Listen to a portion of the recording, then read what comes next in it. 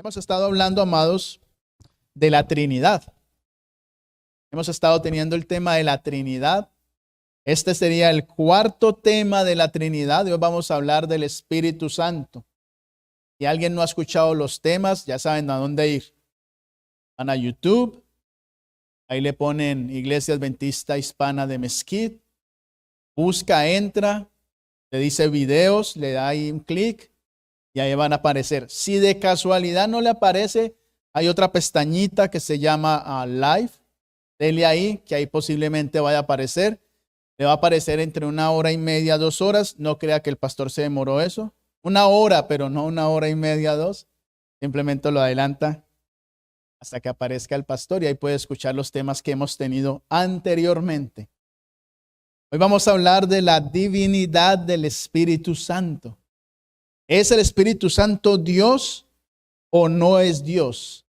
¿El Espíritu Santo es una fuerza activa o es una energía o realmente es una persona que hace parte de la deidad?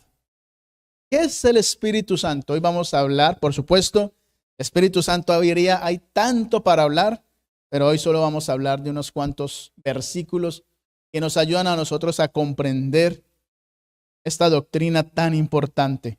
¿Por qué estamos estudiando sobre la Trinidad? Primero, porque es una forma de conocer mejor a Dios. ¿Cuál es el propósito de Dios para nosotros?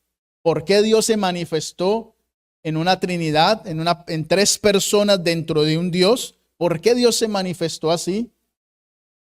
¿Cuál es el propósito detrás de eso? Y también para que estemos alertas porque siempre surgen teorías contrarias a lo que dice la Biblia. Y las venden como si fuera de la Biblia. Y lo peor es que encuentran compradores que se llevan esa promoción. Así que nosotros, dice el apóstol Pedro, que tenemos que estar preparados para cuando nos demanden pruebas de la fe que tenemos, poder defender. Si por alguna razón el sermón se hace un poco pesado, recuerde que puede ir al canal de YouTube, aquí no me puede poner pausa a mí, pero en YouTube sí le puede poner pausa y tomar notas si algo se le pasó, y si no alcanzó a escribir o algo. Cuando empezamos con la serie de la Trinidad, nosotros veíamos en el primer sermón, hablábamos de Hechos capítulo 5. El libro de Hechos se llama en realidad el libro de Hechos de los Apóstoles. Pero ese no debería ser su nombre. Algunos saben que el nombre del libro debería llamarse Hechos del Espíritu Santo. Porque todo el libro de Hechos, desde el capítulo 1 hasta el capítulo 28, siempre está hablando de la obra del Espíritu Santo en la iglesia. Ese debería ser el nombre. Si usted quiere conocer mejor al Espíritu Santo, léase el libro de Hechos. Pero estúdielo versículo por versículo. Observe cómo el Espíritu Santo va trabajando en la iglesia. Allí en el capítulo 5, algunos recordarán la historia, no la vamos a leer. Pero recordarán la historia de Ananías y Zafira.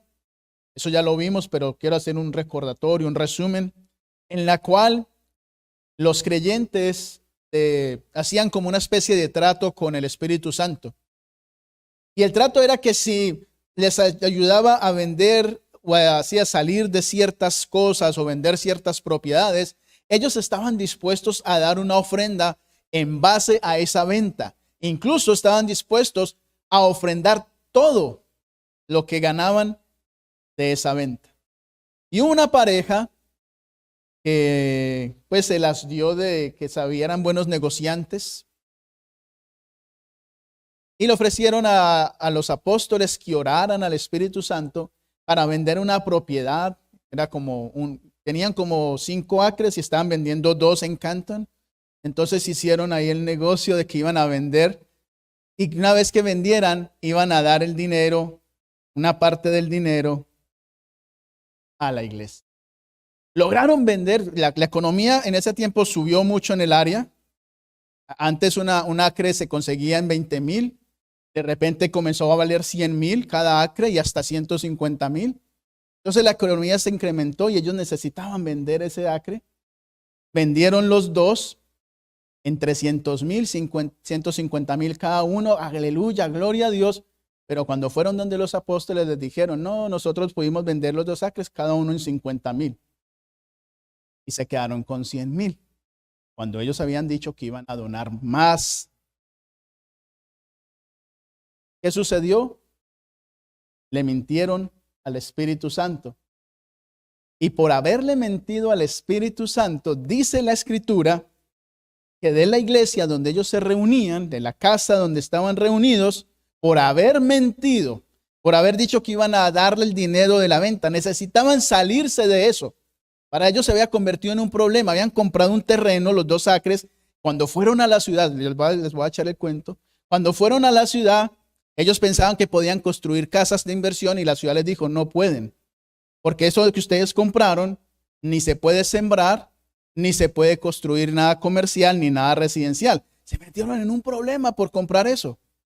Entonces tenían que vender. Como la economía subió, lograron vender cada acre en 150, pero a los apóstoles dijeron que solo había sido 50. Van a quedar por haber hecho eso. Dice la Biblia, no lo digo yo, ustedes lo pueden leer allí en Hechos capítulo 5, que Ananías le dio un soponcio, le dio un patatús y lo tuvieron que sacar con los pies por delante de la iglesia. Y cuando llegó Zafira y los apóstoles le preguntaron qué había sucedido, pues ella dijo lo mismo que su marido. Y a Zafira también le dio lo que le dio y salió con los 2 pies por delante. Dice la Biblia, no lo dice. Por haberles mentido al Espíritu Santo. Pregunta entonces, surge la pregunta, si el Espíritu Santo fuera una fuerza, una energía, ¿será que al Espíritu, a esa fuerza o a esa energía se le puede decir mentiras? ¿Usted le puede mentir a la electricidad? Usted va al switch y le echa una mentira a la electricidad. ¿Usted puede hacer eso? ¿Verdad? Pues te miente a usted mismo, pero no a la electricidad. Pero aquí dice que ellos le mintieron al Espíritu Santo. Primer indicio de que el Espíritu Santo tiene personalidad. Luego veíamos también otro pasaje que está en Efesios capítulo 4, versículo 30. Como es un resumen, no vamos a leerlos.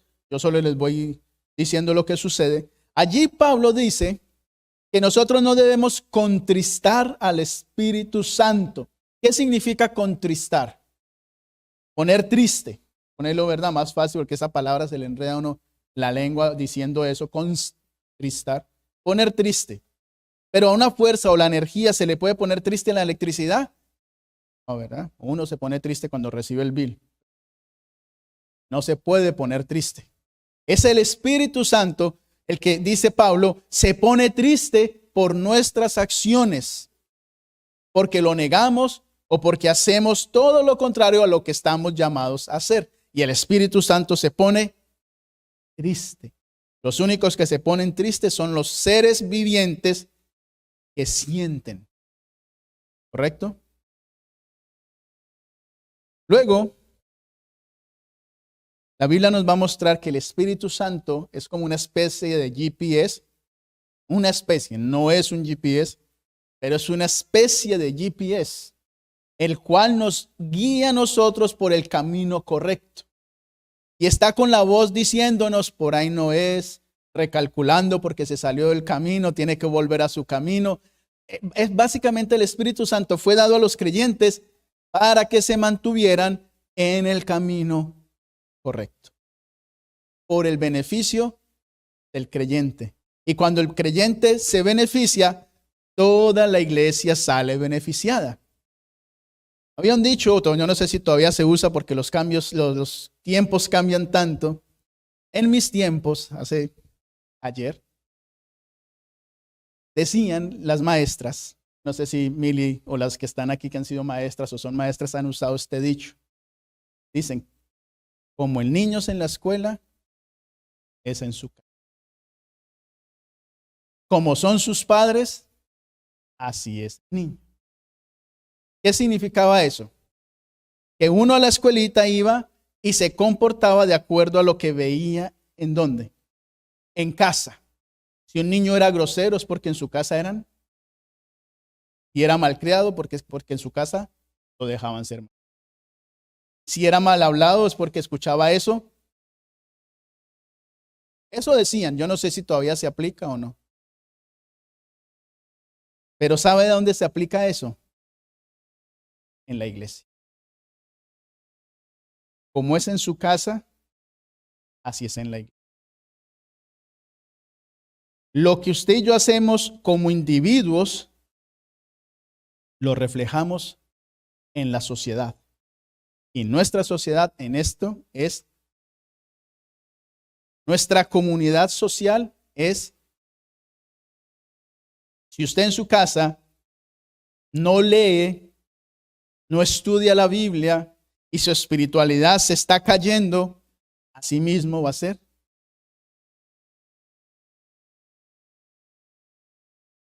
Por eso el Espíritu Santo está ahí, como tocando. Déjame guiarte. Necesito guiarte, porque la iglesia de Mesquite, cada día, cada sábado hay menos. Y no podemos culpar ni al pastor, ni a los ancianos. Esto es individual, para luego hacer una sociedad. El primero que tiene la culpa soy yo como individuo. Si yo no estudio, no leo, no me preparo, no dedico tiempo a la oración, pues me voy a enfriar y la iglesia va a estar. Somos en la casa, somos en la iglesia. El Espíritu Santo fue dado como una especie de GPS para guiarnos a nosotros en el camino correcto. Y el camino correcto es hacia Jesús. Porque el Espíritu Santo, dijo Jesús, Él dará testimonio de mí. Él es el GPS que nos lleva a Jesús. Vamos a Mateo capítulo 12. Porque en Mateo capítulo 12 comienza Jesús a hablar del Espíritu Santo. Y en Mateo 12, versículo 31 al 32, nuestro gran maestro va a decir del Espíritu Santo esto. Por tanto os digo, todo pecado y blasfemia será perdonado a los hombres, pero la blasfemia contra el Espíritu no les será perdonada. Cualquiera que diga alguna palabra contra el Hijo del Hombre será perdonado, pero el que hable contra el Espíritu Santo no será perdonado ni en este siglo, ni en el venidero. Ahora yo les pregunto, ¿qué significa blasfemia? ¿Recuerdan qué significa blasfemia? Blasfemia tiene dos significados, ¿verdad? Uno de ellos, ¿cuál es? ¿Alguien recuerda? Hacerse igual a Dios, ¿verdad? Blasfemia en la Biblia es hacerse igual a Dios. Cuando Jesús decía que Él era el Hijo de Dios, lo acusaban de blasfemia. Cuando Jesús decía, el Padre y yo somos uno, lo acusaban de blasfemia porque se hacía igual a Dios. Pero blasfemia también significa rechazar a Dios, rechazar el mensaje y hablar en contra de ese mensaje y hablar en contra de Dios. Eso también es blasfemia. Lo interesante en este pasaje, que son palabras de Jesús, no son palabras ni de Pablo ni de Pedro, son palabras de Jesús. Jesús está diciendo que cualquier blasfemia contra Él le va a ser perdonado al blasfemador. Pero la blasfemia contra el Espíritu Santo no va a ser perdonada. No sé si ustedes logran entender lo que está diciendo Jesús. Básicamente Jesús está diciendo, el Hijo que soy yo, primero que todo, es muy diferente al Espíritu Santo. Ese solo pasaje tira por el suelo a todos aquellos que dicen que Jesús es el mismo Espíritu Santo. Porque hay gente que cree eso. Que Jesús simplemente se cambió el disfraz y ya dejó el disfraz de hijo para ser Espíritu Santo. Pero el mismo Jesús está diciendo, haciendo una gran diferencia, que toda blasfemia contra él va a ser perdonada si la gente se arrepiente. Pero contra el Espíritu Santo no le será perdonada. Segundo aspecto que vemos aquí. Si se puede hacer blasfemia contra Dios, si se puede hacer blasfemia contra el Hijo, y Jesús dijo que contra el Espíritu Santo también se puede hacer una blasfemia, el mismo Jesús está diciendo que el Espíritu Santo es una persona divina contra la cual se puede blasfemar. El mismo Jesús nos está diciendo cuál es la naturaleza del Espíritu Santo. Tercero, ¿por qué la blasfemia contra el Espíritu Santo no se puede perdonar? Porque la blasfemia contra el Espíritu Santo tiene un factor común, tiene una raíz, una fuente, y es el orgullo. Cuando hay orgullo en el corazón, no hay arrepentimiento. Cuando no hay arrepentimiento, no hay necesidad de Jesús. Cuando no hay necesidad de Jesús, no hay perdón de pecados. ¿Sí me hago entender? Cuando hay orgullo en el corazón y blasfemamos contra el Espíritu Santo, en otras palabras, rechazamos la dirección del Espíritu Santo y el Espíritu Santo no puede hacer nada. Ni siquiera llevarnos al arrepentimiento. Por eso dice, la blasfemia contra el Espíritu Santo no será perdonada, porque básicamente está blasfemando, no tiene necesidad de el perdón. Porque en su corazón cree que no es. Por eso, mis amados, hay que luchar siempre contra el yo, derrotar al yo. Decía Martín Lutero, matarlo y si terminarlo de matar, porque si me descuido vuelve a resucitar y hay que volverlo a matar para poder aceptar la guía del Espíritu Santo. Primera de Corintios capítulo 12, otro pasaje. Primera de Corintios capítulo 12, donde se nos habla del Espíritu Santo. En este capítulo, Pablo, escribiéndole a los Corintios, está hablando de cómo el Espíritu Santo distribuye los dones espirituales. Y hay que aclarar, mis amados, que una cosa es un don espiritual y otra cosa es un talento. Los dones espirituales son talentos, entre comillas, misteriosos, que nadie sabe de dónde vienen. Bueno, sabemos que es del Espíritu Santo, pero a ojos humanos son misterios. Un talento es el que muchos de aquí pueden tener, el talento de cantar, de dibujar. Esos son talentos. La mayoría de nosotros tiene talentos. No tenemos los mismos. Pero cada uno de nosotros tiene un talento. Y muchas veces ese talento no se usa en la iglesia, pero los dones espirituales fueron dados o son dados por el Espíritu para edificar y son misteriosos. Por eso no todo el mundo tiene el don de lenguas. Y cuando se manifiesta el don de lenguas, es para el crecimiento de la iglesia. Ahora, usted puede tener el talento de ser políglota. Usted puede hablar español, usted puede hablar inglés, quizás francés, puede hablar criollo si es haitiano, puede hablar el que se habla en las Filipinas, que combinan el español con el inglés y otra cosa y sale un idioma muy extraño. Usted puede hablar coreano, japonés, chino, ruso, porque tiene el talento de aprender, mas no significa que sea un don espiritual. Pero cuando usted está en la iglesia, está predicando en español, y de repente hay una persona que no habla español, pero entiende todo su sermón, porque el Espíritu Santo está traduciendo y está dando el don de lenguas en ese momento para que la persona que no entiende, comprenda lo que está sucediendo. El mensaje, eso es el don de lenguas. Lo mismo que el don de sanidad. El don de sanidad es un misterio. Usted puede saber hacer curaciones, usted puede saber hacer hidroterapia, porque eso se aprende.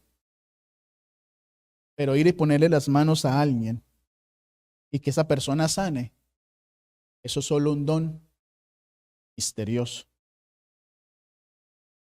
Por lo tanto, amados, los dones del Espíritu Santo son misterios, los cuales son dados únicamente para la edificación de la iglesia. ¿Por qué casi no se manifiesta el don de sanación?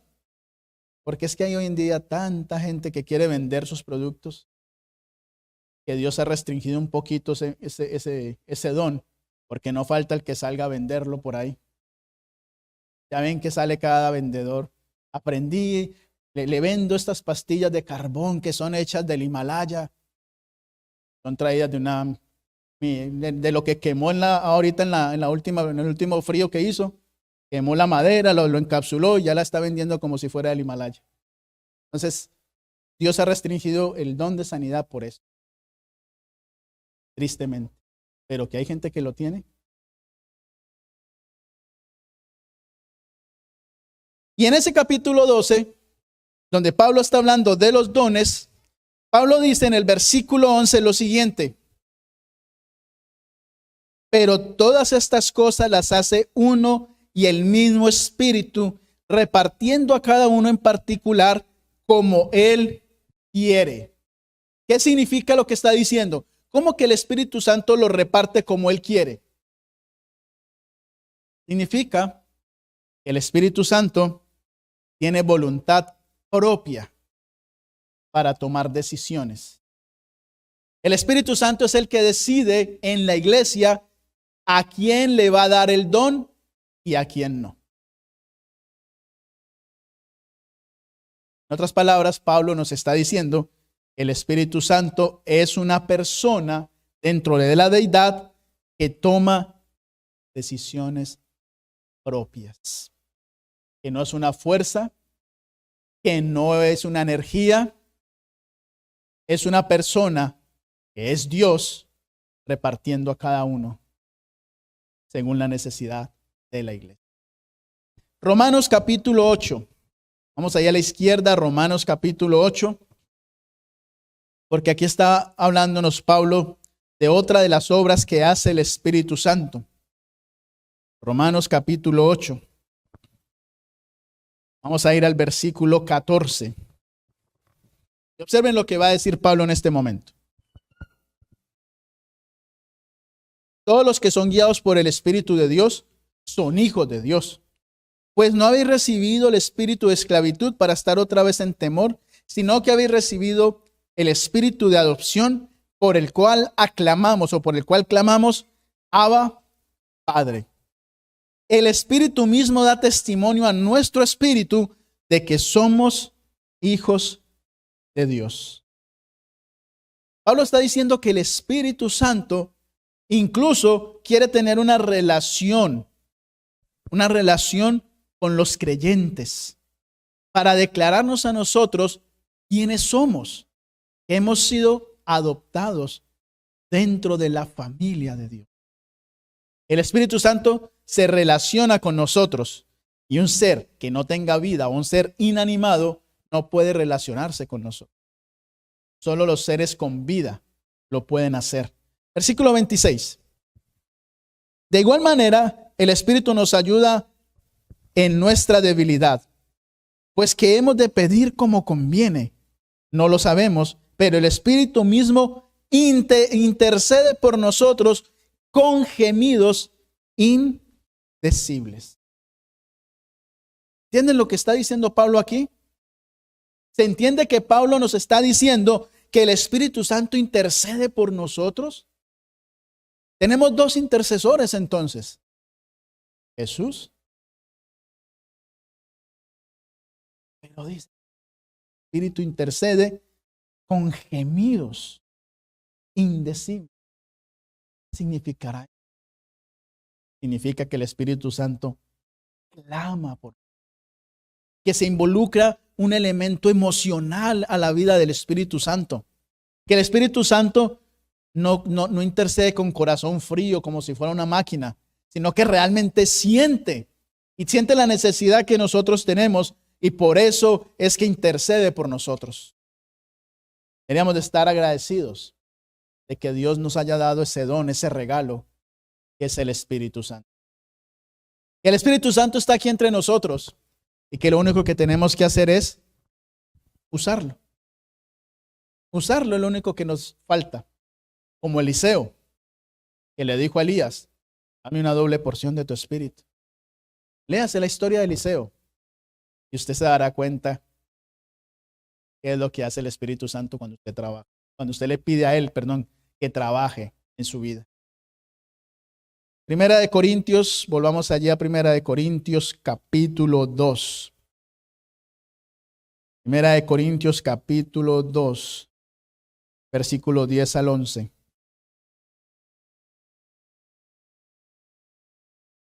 Dice la Escritura lo siguiente.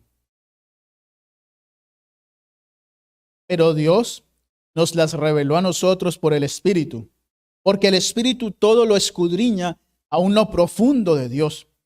Porque ¿quién de entre los hombres conoce las cosas del hombre, sino el Espíritu del hombre que está en él? Del mismo modo, nadie conoció las cosas de Dios, sino el Espíritu de Dios. Ahora, la pregunta es, ¿qué significa esto? ¿Cómo que el único que conoce las cosas de Dios es el Espíritu, así como en nosotros el único que conoce las cosas del hombre es el Espíritu del hombre? ¿Cómo uno explica eso? ¿Qué es lo que está diciendo Pablo ahí? Miren, desde el versículo 9, Pablo está diciendo esto, les voy a leer el 9. Antes bien, como está escrito, cosas que ojo no vio, ni oído oyó, ni han subido al corazón del hombre, son las cosas que Dios ha preparado para los que le aman. En otras palabras, Pablo está diciendo que Dios nos ama tanto que Dios está dispuesto a revelar sus misterios a los fieles, a los que le aman, pero solo lo puede hacer si ese creyente tiene comunión con el Espíritu Santo. Sin comunión con el Espíritu Santo, Dios no va a revelar nada. Y ahora Pablo nos dice que la única forma en que un ser humano conozca lo que siente otro ser humano es siendo un ser humano. Yo solo puedo conocer la necesidad de otra persona porque soy ser humano. Yo no puedo saber las necesidades de un gato porque no soy un gato, o de un perro porque no soy un perro, o de un león porque no soy un león. Uno ve, pero uno no sabe las necesidades de ellos porque no somos como ellos.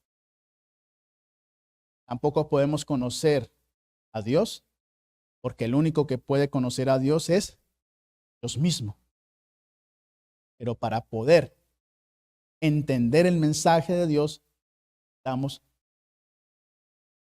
que es Dios y que conoce los secretos de Dios. Nadie más. Ni los ángeles conocen realmente todo sobre Dios. Porque los ángeles también son seres creados. Y que no alcanzan a imaginarse la inmensidad de Dios. Pablo está diciendo aquí, un poquito enredado, pero lo dice básicamente. ¿Quieren conocer a Dios? Tengan comunión con sus espíritus.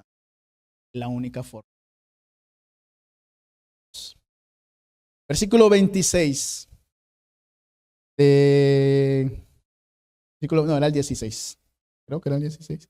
¿Quién conoció la mente del Señor? ¿Quién lo instruirá? Pues bien, nosotros tenemos la mente de Cristo.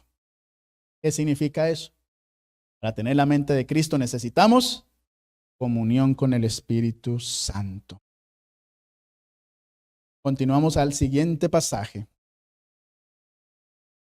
Voy a leer un pasaje que encontré en el Evangelismo, la página 126. Evangelismo, página 126, escribe la señora Elena de White lo siguiente. Cuando se recibe la gracia de Dios, se advierte y reconoce la propia incompetencia. La dignidad y la gloria de Cristo constituyen nuestra fortaleza. La dirección del Espíritu Santo nos conduce a toda verdad. El Espíritu Santo toma las cosas de Dios y las expone ante nosotros y las convierte en un poder vivo en el corazón obediente. entonces poseemos la fe que obra por amor y purifica el alma, que entonces recibe la perfecta impronta de su autor. Espíritu Santo es el que nos guía a conocer las cosas.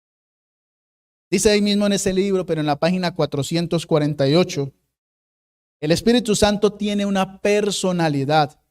De lo contrario, no podría dar testimonio a nuestros espíritus y con nuestros espíritus de que somos hijos de Dios. Debe ser una persona divina.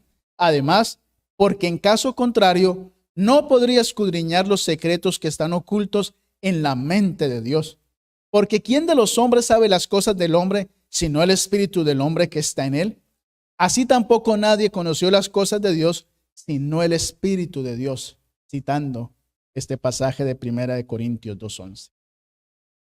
Al final de su vida, la señora White, una de las fundadoras de nuestra iglesia, entendió la naturaleza divina del Espíritu. Una personalidad que conoce los secretos de Dios y que está dispuesto a revelarnos los secretos de Dios siempre y cuando usted y yo hagamos comunión con Él y seamos fieles a Dios. Dios no se puede revelar solo a los fieles. Vamos a ir ahora a Juan capítulo. Voy a pedirles que abran allí Juan, el Evangelio de Juan, capítulo 14. Porque allí hay una sección en el Evangelio de Juan muy interesante. Resulta que el Evangelio de Juan, entre los capítulos 14 al 16, Jesús comienza a manifestar lo que va a suceder. Se acercaba la hora de la muerte de nuestro Salvador. Y Jesús les está diciendo a sus discípulos, Él tiene que irse, que ahora los va a abandonar, que ahora tiene que morir y que se tiene que ir al cielo posteriormente a la resurrección. Pero Jesús sabía que los discípulos se iban a preocupar. Y Jesús le dice a los discípulos, yo me voy a ir a prepararles un lugarcito allá arriba, a prepararles sus habitaciones, pero no los voy a dejar solos. Voy a mandarles un consuelo. Alguien que consuele la tristeza que ustedes van a tener cuando yo me vaya, pero a la misma vez que les dé fortaleza para seguir la obra. Alguien que los capacite. Alguien que les dé las destrezas que ustedes necesitan para continuar con la obra. Por eso Jesús dice, no se turbe vuestro corazón. Porque sabía que ese corazón de ellos iba a estar perturbado, iba a estar triste. Y Jesús comienza el capítulo, no se turbe vuestro corazón. Y ahí comienza la exposición. Entonces llegamos al versículo 16 de ese capítulo, donde Jesús dice lo siguiente: pero el Consolador, el Espíritu Santo, a quien el Padre enviará en mi nombre, Él os enseñará todas las cosas y os recordará todo lo que yo os he. Versículo 17 y 18. El Espíritu de verdad, al cual el mundo no puede recibir, porque no lo ve ni lo conoce, pero vosotros lo conocéis, porque vive con vosotros y estará en vosotros. No os dejaré huérfanos, volveré a vosotros. Todavía un poco, y el mundo no me verá más, pero vosotros me veréis, porque yo vivo y vosotros también viviréis. En otras palabras, Jesús les está diciendo, voy a morir. Se los he anunciado casi toda la vida del ministerio que Él tenía con ellos. Se los he estado anunciando. Voy a hacer sacrificio. Pero que su corazón no esté perturbado. Porque les voy a dejar a alguien. Les voy a dejar a alguien que los cuide. Les voy a dejar a alguien que pueda estar al lado de ustedes para seguir adelante en la obra. ¿Quién? Luego, versículo 26, dice lo siguiente: pero el Consolador, el Espíritu Santo, a quien el Padre enviará en mi nombre, vuelve y dice, Él os enseñará todas las cosas y os recordará todo lo que yo os he dicho. Ahora miren el versículo 26, pero del capítulo 15. Pero cuando venga el Consolador, a quien yo os enviaré del Padre, el Espíritu de verdad, el cual procede del Padre, él dará testimonio acerca de mí. En otras palabras, el Espíritu Santo va a interceder por Dios ante nuestros corazones para que podamos recibir a Jesús como nuestro Salvador personal. Y ahí va a estar el Espíritu Santo guiando la iglesia. Pero el clímax de toda esta exposición del Espíritu Santo viene en el capítulo 16. Capítulo 16, versículos 7 al 16 dice lo siguiente. Pero yo os digo la verdad, os conviene que yo me vaya, porque si no me voy, el Consolador no vendrá a vosotros, pero si me voy, os lo enviaré. Primero, una pausacita ahí. Jesús está diciendo que el Espíritu Santo y Él son diferentes, que no es el mismo disfrazado, como enseña el modalismo de Sabelio, que ya lo vimos hace sermones atrás, donde el modalismo dice que es un mismo Dios que se disfraza del Padre, del Hijo y del Espíritu Santo. Jesús está diciendo, somos diferentes. Yo me voy, pero vendrá el Espíritu Santo. Y cuando, versículo 8, cuando Él venga, convencerá al mundo de pecado, de justicia y de juicio. De pecado por cuanto no creen en mí. De justicia por cuanto voy al Padre y no me veréis más. Y de juicio por cuanto el príncipe de este mundo ha sido ya juzgado. Aún tengo muchas cosas que deciros, pero ahora no las podéis sobrellevar. Pero cuando venga el Espíritu de verdad, Él os guiará toda la verdad, porque no hablará por su propia cuenta, sino que hablará de todo lo que oiga y os hará saber las cosas que habrán de venir. Él me glorificará, porque tomará de lo mío y os lo hará saber. Todo lo que tiene el Padre es mío. Por eso dije que tomará de lo mío y os lo hará saber. Todavía un poco y no me veréis. Y de nuevo un poco y me veréis, porque yo voy al Padre. Aquí lo que está registrando el apóstol Juan, básicamente, el Espíritu Santo. Por más teorías que nos digan que no es Dios, que es una fuerza activa, como dicen algunos por ahí, el Espíritu Santo. Ahora me meto aquí rapidito, la parte escolar, parte de los eruditos. La palabra griega viene del hebreo, la palabra espíritu viene del griego, que muchos de ustedes saben, neuma. Neuma significa aire, significa soplar. Por eso las llantas de los carros tienen algo que se llama neumático. ¿Qué significa neumático? Que trabaja con aire. Viene de neuma. Y ese neuma en griego es una palabra neutra. En español a veces el neutro es un poco complicado, pero en inglés es más fácil. En inglés se le pone it y ya quedó neutro. Pero en español tendría que ponerle esto, para hacerlo un poquito neutro. Pero en español el neutro se ha perdido muchísimo.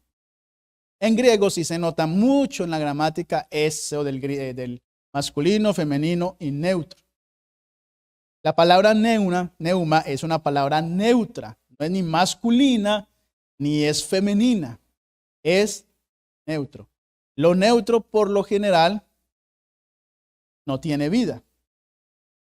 Por lo general lo neutro no tiene vida.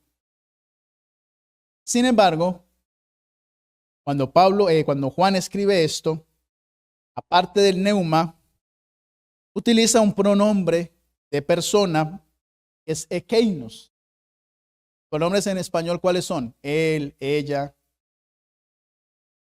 ellos, ellas, tú, usted, nosotros, ustedes, yo. Son los pronombres, ¿verdad?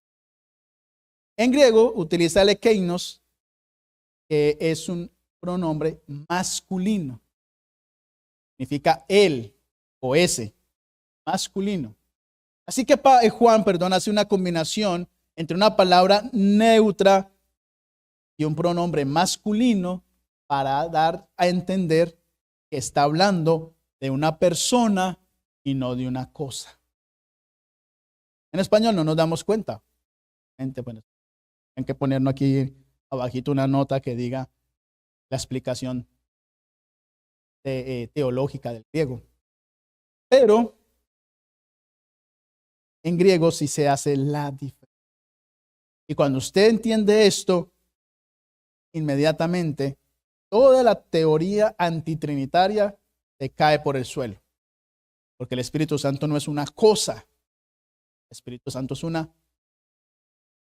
Y utiliza el pronombre el masculino.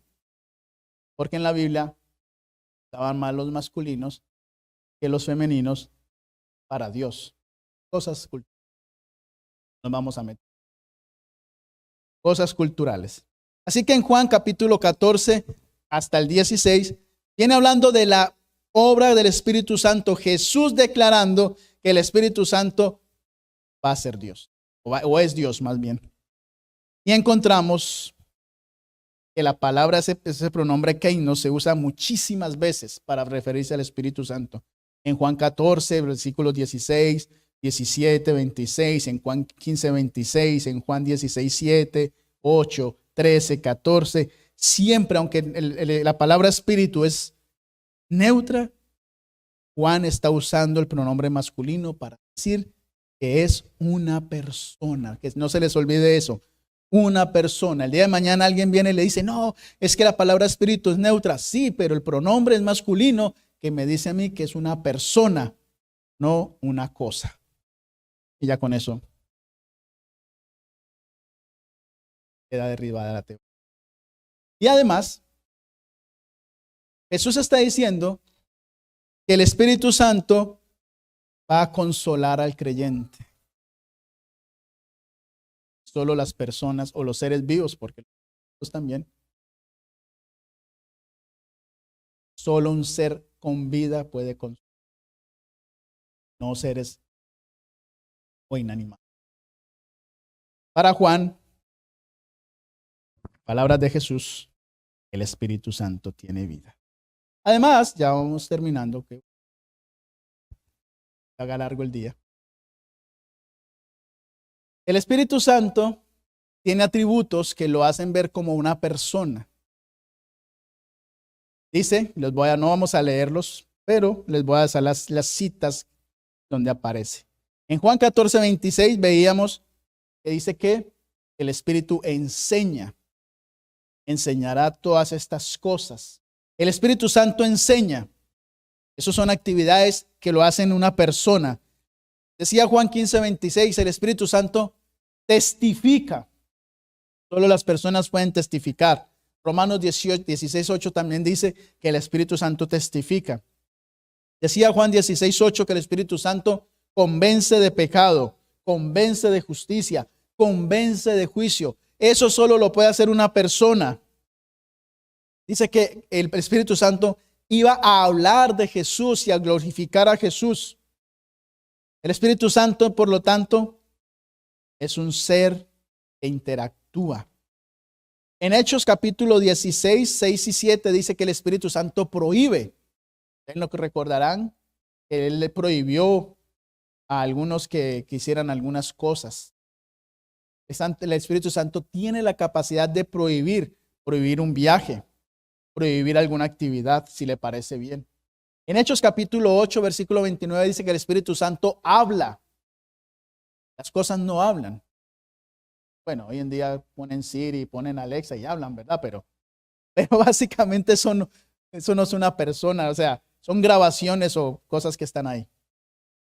El Espíritu Santo evalúa y aprueba, dice Hechos 15, 28, que Él evalúa y da aprobación en la iglesia. Por lo tanto, mis amados, el Espíritu Santo es una divina, que hace parte de lo que llamamos la Trinidad o la deidad de Dios. Por último, vamos a ir a 2 Corintios capítulo 13, versículo 14. 2 Corintios 13, 14. El último versículo, prácticamente el último versículo de 2 Corintios, donde Pablo va a decir lo siguiente. La gracia del Señor Jesucristo, el amor de Dios y la comunión del Espíritu Santo sean con todos vosotros. Amén. Y no es que los esté despidiendo. Pablo escribió eso. Notamos entonces que Pablo está poniendo en el mismo nivel a las tres personas de la deidad. Que Pablo dice, la gracia del Señor Jesucristo, el amor de Dios, que sería el amor del Padre, y la comunión del Espíritu Santo. Ahora observe que aunque Pablo está poniendo a los tres en el mismo nivel, le está dando un atributo a cada uno diferente que tiene que ver con nuestra salvación. ¿Quién da la gracia? Jesús. ¿Quién es la máxima expresión de amor? El Padre. ¿Y quién es el que produce la comunión en la iglesia? La unión, el Espíritu Santo. Ahí está ejemplificado lo que significa el plan de salvación para la iglesia. Cómo cada uno obra. Y Pablo los pone en el mismo nivel. Hay un escritor, un erudito adventista que se llama Wayne Grudem. Y él son de estos eruditos que estudian todas las doctrinas y hacen el cuerpo doctrinal, lo evalúan. Y este señor, Wayne Grudem, él escribió que cuando las tres personas de la deidad aparecen en un solo pasaje, en un solo versículo, significa que el autor está haciendo referencia a una relación entre los tres, pero él lo llama una relación coordinada. ¿Saben qué es coordinado, verdad? Una relación coordinada que van a la par. Y en esa relación coordinada solo tiene un propósito, y es mostrarle al creyente qué es lo que Dios desea de ellos, cuál es el beneficio para ellos, cuál es el beneficio que Dios quiere mostrar y revelarle al creyente. Y esto demuestra que el Espíritu Santo también es una persona divina como el Padre y como el Hijo. Pasajes donde aparece de esa manera. Mateo 28, 19. Dan a las naciones bautizándolos en el nombre del Padre, Hijo y del Espíritu Santo. Primera de Corintios 12, capítulo 4 al 6, donde habla que Dios reparte misterios, donde Jesús, dice, no me acuerdo la palabra que dice Jesús, y el Espíritu Santo reparte los dones. Luego tenemos Efesios 4, 4 al 6, donde también se habla de los dones. Y en Primera de Pedro 1, 2, donde aparecen también las tres personas de la deidad. ¿Qué significa que el Espíritu Santo crea comunión en nosotros? Mis amados, básicamente, el Espíritu Santo es un puente. ¿Saben lo que le voy a decir? Es un puente. En época tecnológica es un link.